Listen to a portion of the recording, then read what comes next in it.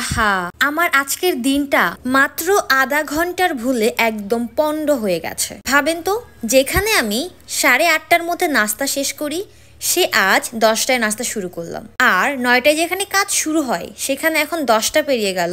কাজ কখন শুরু হবে আমি নিজেও জানি না। এখন বোঝেন, মাত্র 30 মিনিটে যদি আমার এই হাল হয়, তাহলে যারা আমরা সারাদিন ফোনের উপর জীবন কাটাই তাদের কি অবস্থা হবে। উফ, সময় জিনিসটা কি সাংঘাতিক। মাত্র এক সপ্তাহ টাইম মেনটেন করে কাজ করে দেখো, 5-10 মিনিট লেটে তোমার কাজে কত প্রবলেম হয়, তখন বুঝবে সময়ের মূল্য। তখনই বোঝা যাবে 5-10 মিনিট, আধা ঘন্টা নষ্ট হয়ে গেলে তোমার সারা দিনের প্ল্যানে কতটুকু ইফেক্ট পড়ে, তোমার কাজে কত কত ক্ষতি হয়। যেমন আমি এখন পদে পদে সাফার করি। যেই দিনে সকালটা আমার আধা ঘন্টা বা 10-15 মিনিট লেটে শুরু হবে, ওই দিন আমার সারাটা দিন অনেকটা সময় নষ্ট হবে। তখন আমি টাইম মতনে কোনো কিছুই মেনটেন করতে পারবো না। আমার কাজে অলওয়েজ আধা ঘন্টা 1 ঘন্টা লেট হবে। যেমনটা আজকে, এখন অলরেডি 10টা 35 বেজে গেছে, আমার কাজে কিন্তু অলরেডি 1.5 ঘন্টা লেট।